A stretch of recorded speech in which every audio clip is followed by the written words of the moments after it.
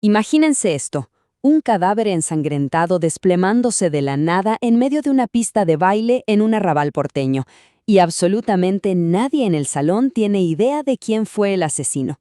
Bueno, arranquemos, porque hoy vamos a desarmar uno de los cuentos más emblemáticos y diría yo, más intensos de Jorge Luis Borges, Hombre de la Esquina Rosada.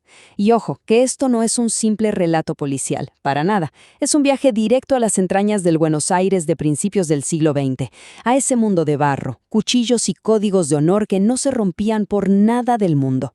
Nos metemos de lleno en una noche rarísima, donde las leyendas se caen a pedazos y los cobardes o los valientes que andan escondidos toman el control total. Así que prepárense para desentrañar un misterio donde cada mirada, cada silencio y cada paso en la oscuridad literalmente tienen un peso letal.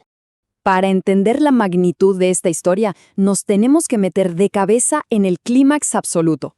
El autor nos lanza esta descripción brutal directo a la cara. Imagínense la escena por un segundo. La música del violín ciego y la guitarra, de golpe, se corta. El salón de Julia, que es básicamente un galpón de chapas de zinc iluminado por un farol rojo, queda en un silencio que corta el aire. Y por la puerta temblequea entra un hombre alto, vestido todo de negro, tambaleándose. Y no es un borracho cualquiera que se pasó de copas. Es un hombre que viene caminando con la muerte en el pecho. Las palabras exactas del texto, el rostro era como de borracho, capturan de manera visceral esa pérdida total de control físico. Es ese instante preciso donde la soberbia de un hombre al que todos le temían se hace humo, y la vida se le escapa en un charco de sangre sobre el piso de tierra.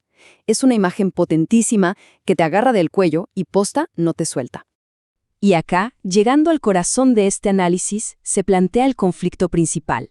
La pregunta del $1.000.000 que nos va a acompañar de acá en adelante. ¿Quién mató a Francisco Real, el famoso y temidísimo luchador conocido como el Corralero?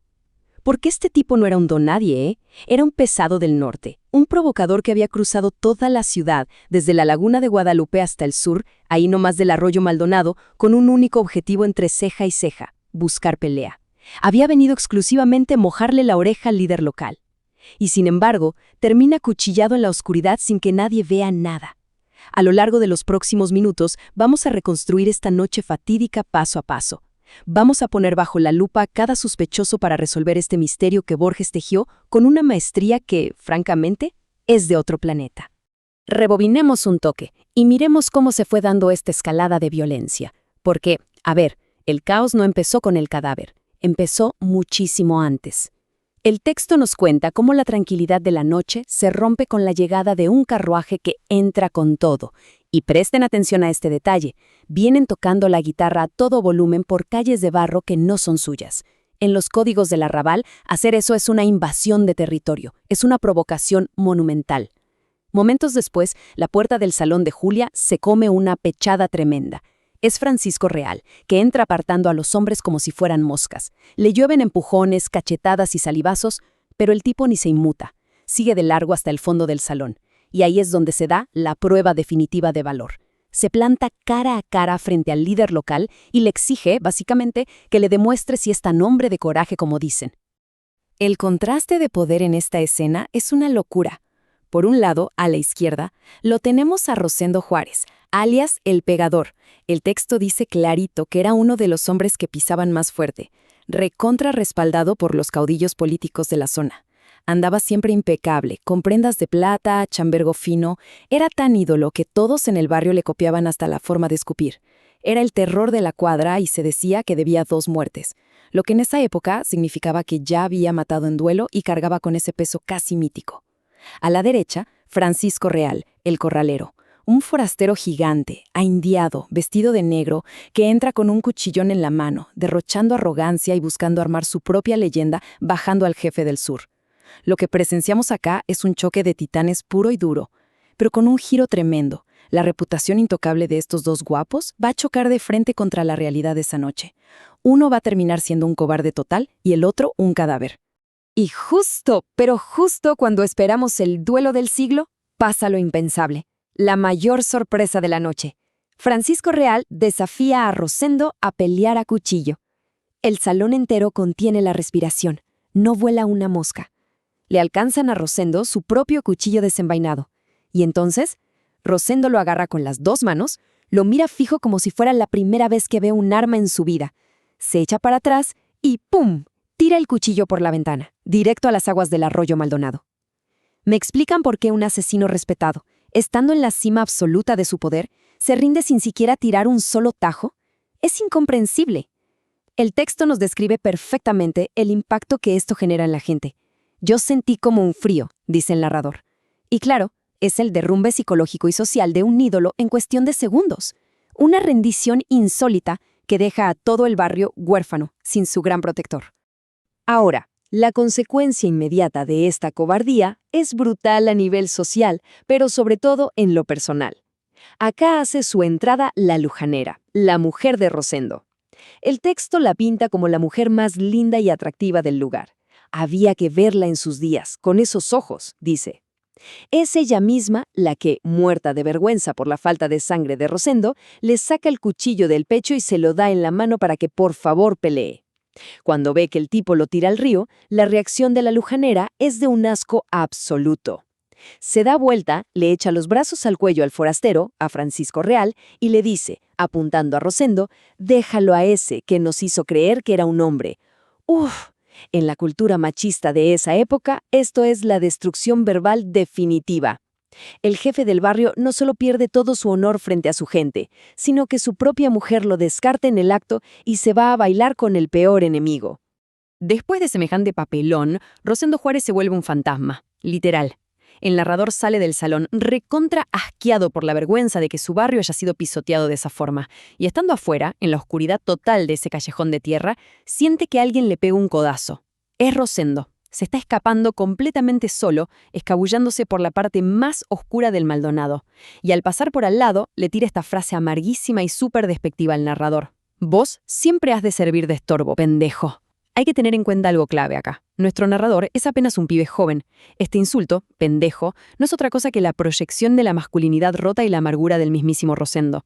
Es la foto perfecta de la retirada solitaria, oscura y llena de vergüenza de un hombre que acaba de perder toda su identidad. Y para entender bien por qué esta huida de Rosendo es tan, pero tan grave, tenemos que definir un arquetipo fundamental, el famoso guapo o el compadrito. En ese Buenos Aires marginal, en los arrabales de aquellos años, no existía la ley de la policía o del Estado. Lo que mandaba de forma absoluta era la ley del coraje. Ser valiente no era una buena cualidad, era la estructura social entera, era la única manera de existir y que te respetaran. El cuchillo no era solo un arma, era una extensión del brazo y de la identidad del tipo. Si te desafiaban en público y arrugabas, significaba la muerte social instantánea. Así que al tirar su cuchillo, Rosendo rompió el contrato más sagrado de todos. Dejó al barrio del sur completamente regalado frente a las burlas de los del norte. La cobardía en este mundo no es un simple error, es una traición imperdonable a la tribu. Así que imagínense el panorama. El líder se dio a la fuga y el forastero se quedó adentro pavoneándose con la lujanera. Mientras tanto, el narrador, que es el que nos va guiando, se queda afuera mirando el arroyo, los hornos de ladrillos y las estrellas. El tipo está hirviendo de bronca, y acá es donde la tensión narrativa se dispara a las nubes. Sabemos que Francisco Real y la lujanera en un momento salen del salón juntos. Sabemos que Rosendo ya desapareció entre las sombras. Y el narrador también anda deambulando por esos mismos callejones oscurísimos con la cabeza maquinando, sintiendo que el barrio, cuanto más aporreado, más obligación de ser guapo. Entonces uno se pregunta, ¿qué cruces fatales se están dando allí afuera, en esa oscuridad total, lejos del farolito rojo del salón de Julia? La imaginación te vuela y el suspenso, a esta altura, es casi asfixiante. Y de golpe ese silencio tenso se rompe de la manera más dramática que se puedan imaginar. El narrador, que para este momento ya volvió a meterse al salón tratando de no llamar la atención, nos cuenta lo que se empieza a escuchar de afuera. Primero, una mujer llorando. Después, una voz de hombre que retranquilo pero firme le ordena, «Entra, mija». Y al segundo, gritos desesperados. La puerta se abre de par en par y entra la lujanera completamente sola, casi empujada desde la sombra, como si viniera arriándola alguno, nos dice el texto.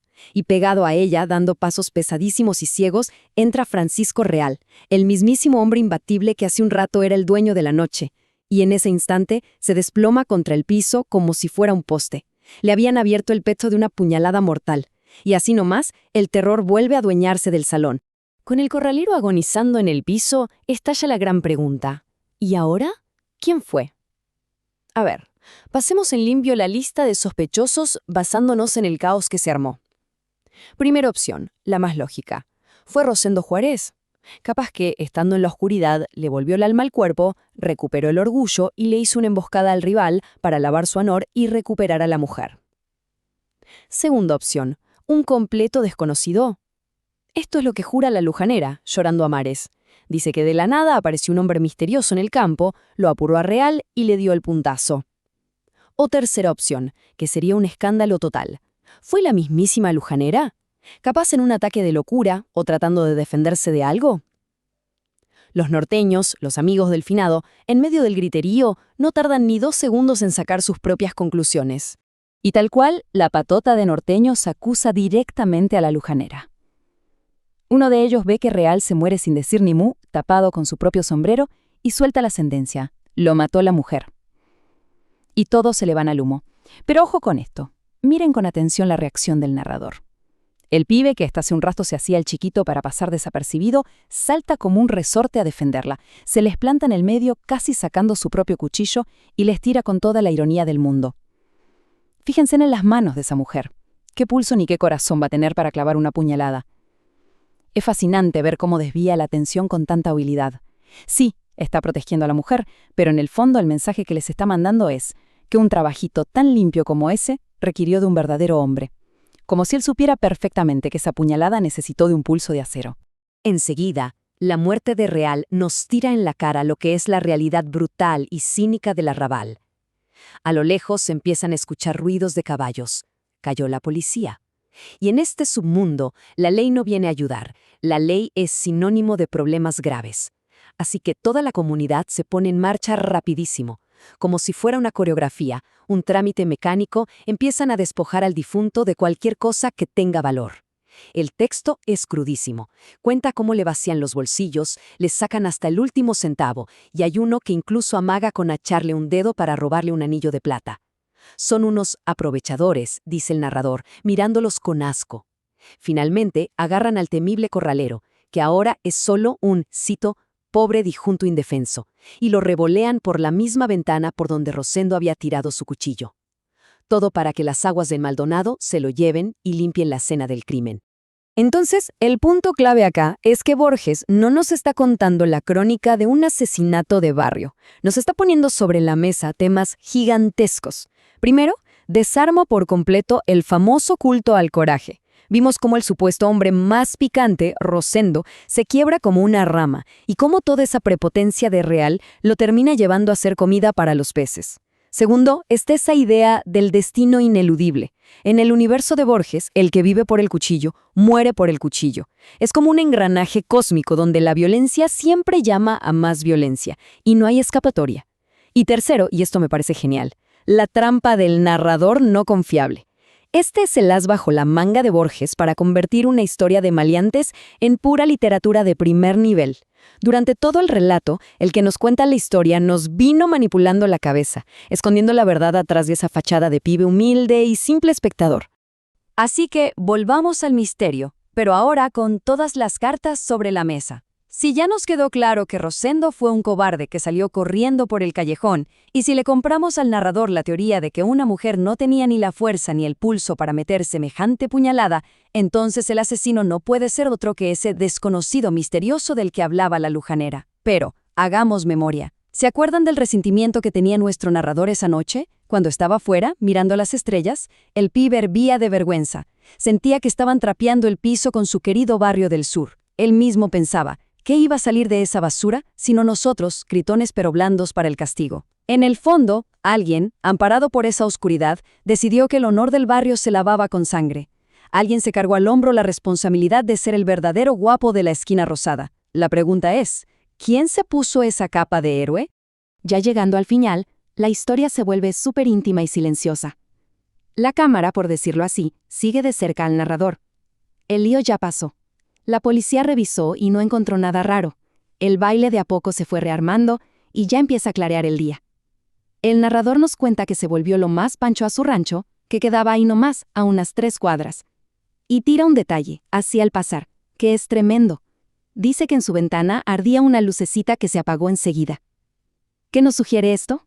Que capaz la lujanera lo estaba esperando ahí adentro, buscando refugio en los brazos del que demostró ser el verdadero hombre de coraje. Ya metidos en la intimidad y el silencio absoluto de su casilla, el narrador hace una serie de movimientos lentos y deliberados que hacen que, francamente, la tensión se corte con cuchillo.